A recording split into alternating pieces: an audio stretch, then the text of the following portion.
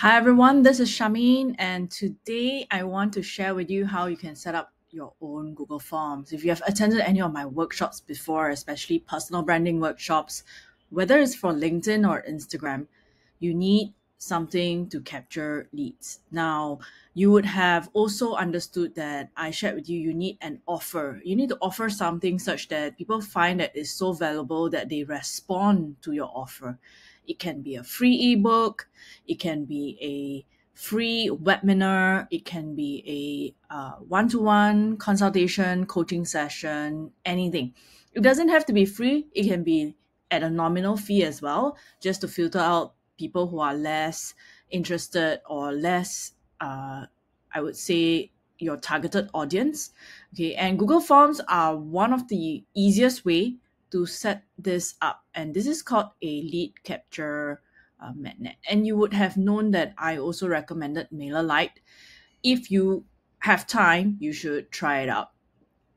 Okay, it is currently still free, and MailerLite has a few things that makes it very powerful that probably the Google Form can't do.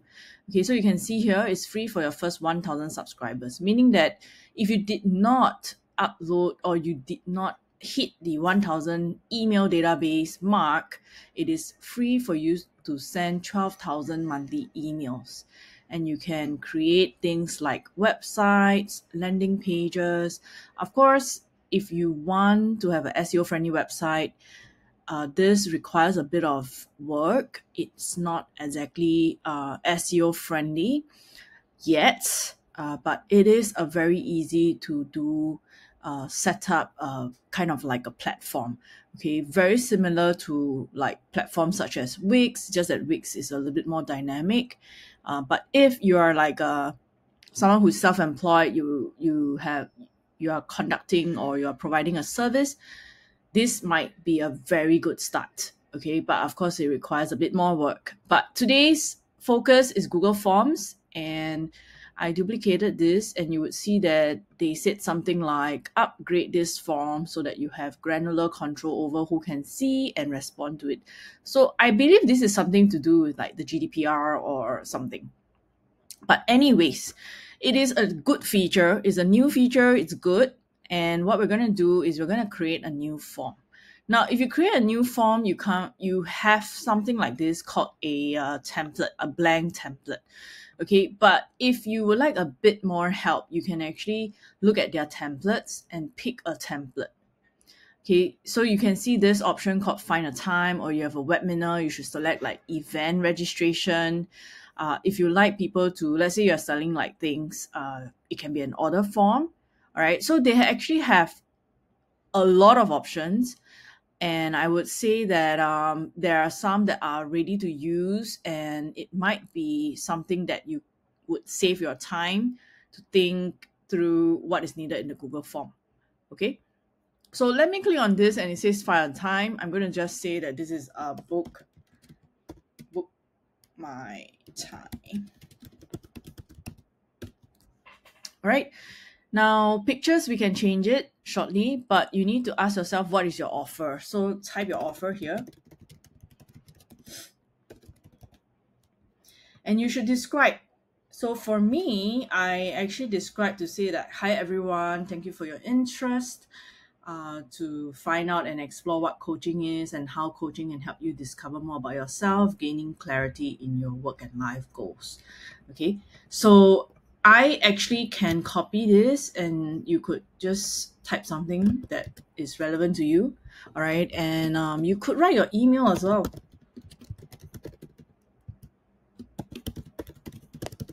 Or if I have like a coaching email, I can write like coaching. Okay, my only thing is you have to look at this first option is email, right? Because it's collecting emails. Now, this would mean that the person who fills in your form needs to own a Gmail, number one, and needs to be logged in, which helps you because it means that the email that they fill in is valid, right? It is valid. So I think this is a good setting. Some people prefer to change the setting to not collecting. I really think like if it's a survey, I would uncheck this option.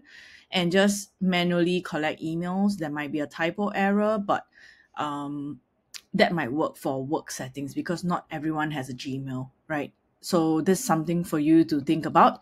But you should add things like, for example, I need to add things like text. So I will just say like your name, okay?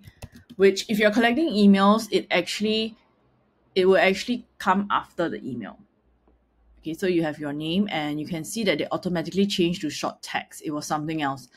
Slide it to required, scroll down and change anything else. Just click once and you'll be able to edit it.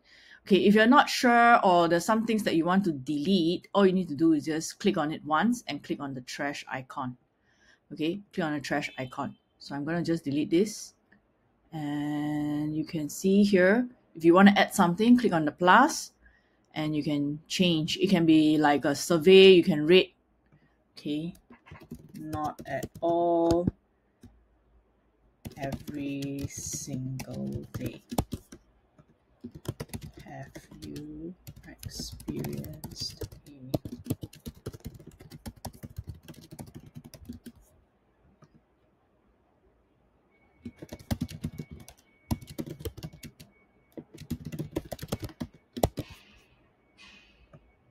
Okay, and then if I, this is like rating, so maybe this should not be the question, but if it's a multiple choice or checkbox, I could just say something like,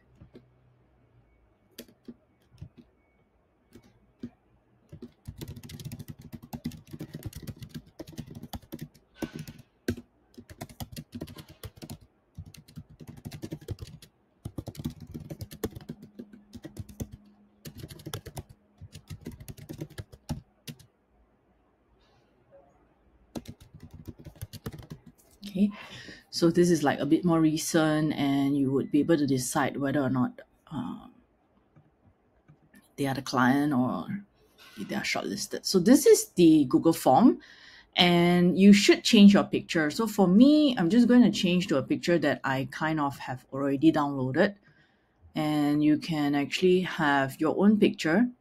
Okay, so for me, I'm just going to upload, for example, like my recent group photo. Okay, I think you might need like, this might not work because like it's a bit narrow. Okay, but I'm just going to show you an example.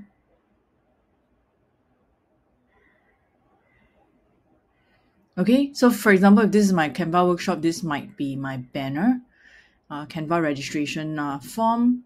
But if let's say I would like to change the picture, I just need to click on this color palette again, remove this, just click once to delete, choose an image, go under upload, browse your downloads folder. So maybe I would look for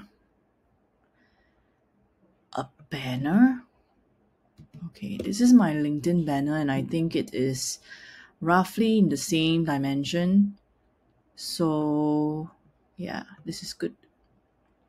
Okay, so you can design as well if you know Canva. Just open up Canva, search for LinkedIn banners. The dimensions are very close, as you saw, and this would be something that would fit and you don't have to worry about whether your banner fits or not. Okay, so this is how you set up the Google form, but there's a few more steps. Okay, just remember to check. Can you see this asterisk? If all these are compulsory, you must slide it to require. Okay, required. You must slide it. Okay, and make sure to understand the difference between radio buttons, checkboxes, and drop down. Usually for multiple choice means that they can actually select, okay, ABC. The checkboxes means that they can select more than one. So you might want to bracket to tell them that, hey, you can actually select more than one option. Okay. Or if you prefer like drop down, means that when you preview, it's a few options that they select from. Personally, I have used radio more than drop down because radio they can see, okay, the options, right? So this is something that you have to take note of. right? Of course, you can choose and change the colors. By default, they pick colors that complement your banner. But if you prefer to pick your own colors, just go ahead and pick your color. Okay, and once you're ready, click on publish. And you will see here the respondents are anyone with the link, or you can manage this by inviting people. Okay, so this is one of the things that they have changed. So let me just publish this. All right. Okay, got it. All right. And then one more thing that you might want to kind of look into is whether you receive a notification when someone actually responds to your email. So to your form. Okay, so under responses, okay, you will see all the responses here once it's filled in. You want to click on these three dots. Okay, so under questions is the default view for you to edit your form. Under responses, you need to click on these three dots and select just once. Okay, which is called get email notifications for new responses, but it is to the email that you set up, right? And you can also select a destination for spreadsheet. I know of some people who link different forms to one spreadsheet, and there's different spreadsheet tabs that helps them to kind of have an overview, which I think it's quite helpful rather than having separate Google spreadsheets. Okay, so this is how you set up your Google form. I hope that this video has been helpful. If it has, do remember to like, share, drop a comment. It would help us to create more videos like this. And I look forward to seeing you in my next video.